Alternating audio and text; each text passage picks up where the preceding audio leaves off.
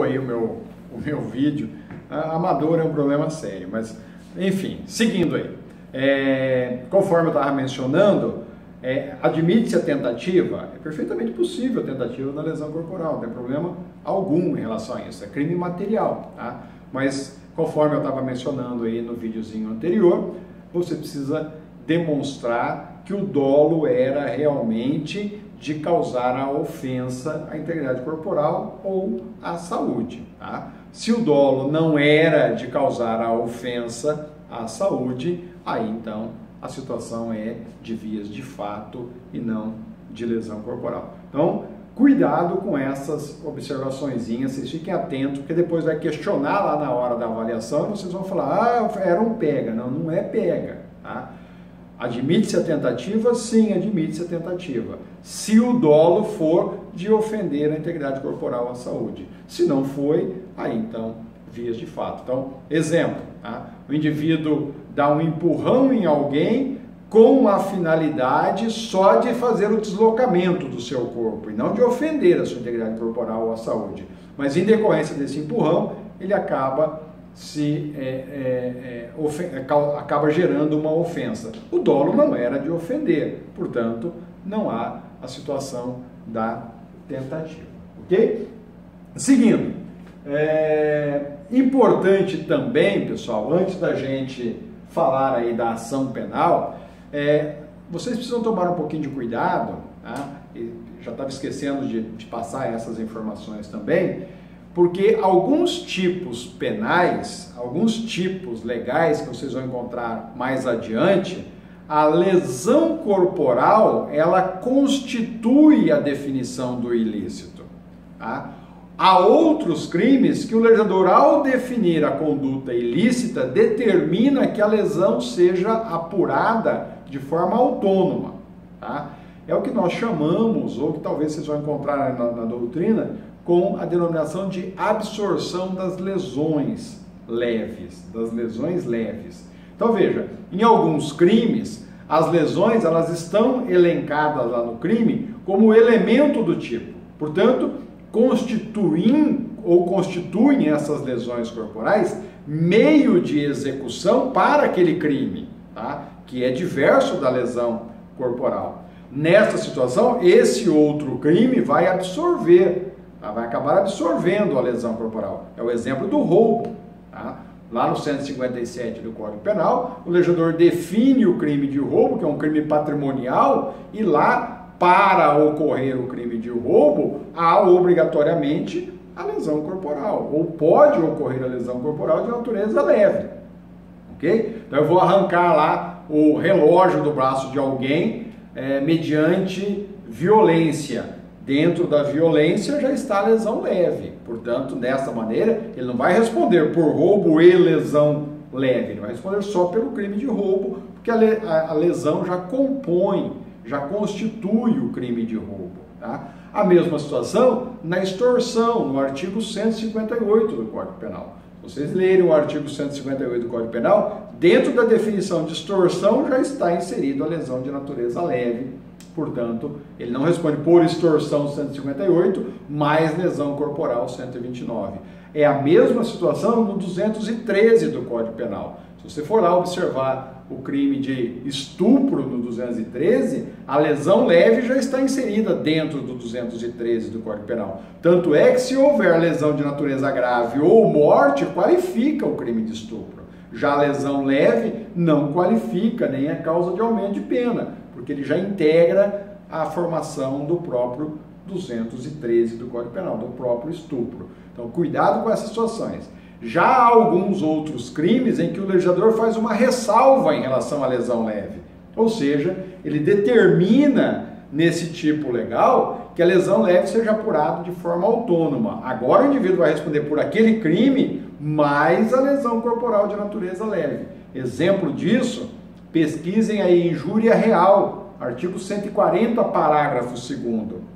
Se não estiver no parágrafo, está lá no preceito secundário. Tá? O legislador determina lá a dissociação, a separação entre um e outro. Ele vai responder pela injúria real mais a lesão corporal. No constrangimento ilegal é a mesma coisa. Vai lá no 146, parágrafo 2º, que vocês vão identificar a mesma hipótese. O vereador diz que o indivíduo responde também pela lesão corporal. Olha a diferença do caso anterior que nós vimos. O dano qualificado, artigo 163, é a mesma situação. A resistência, artigo 329, parágrafo 2º. E uma série de outros que vocês vão encontrar aí na parte especial. Então, cuidado, quando a lesão constituir a formação do tipo penal, ela for elemento do tipo penal, ela não é punida autonomamente. Mas nada impede, em alguns tipos legais, o legislador fazer essa ressalva de que ela é apurada de forma autônoma. Ok? Agora sim, vamos para a ação penal. Na lesão corporal do caput, lesão corporal de natureza leve, a ação penal é condicionada à representação. Então, nós estamos diante de uma ação penal pública condicionada à representação. O que significa isso? A vítima precisa manifestar interesse na movimentação estatal. Ou seja, se a vítima não for lá e na hora de noticiar o fato, já no registro de ocorrência, ou durante o processo, na verdade nem vai ter processo. Geralmente, no momento das declarações dela, ou quando da notícia do crime registrado lá em boletim de ocorrência, ela já precisa se expressar. Já precisa dizer, olha, eu quero que o suposto autor ou se o suposto indiciado seja processado por este crime. Se ela assim não o fizer, se ela só levar a notícia para o Estado e não se manifestar quanto à condição de procedibilidade, ou seja, quanto à representação, o Estado não se movimenta, o Estado não age de ofício, ele vai permanecer inerte, ok? Portanto, a lesão corporal de natureza leve é de ação pública condicionada à representação e ela passou assim a ser a partir da Lei 9.099/95, que lá no artigo 88 determinou a exigência dessa condição de procedibilidade, que é a representação. Cuidado de novo, observaçãozinha.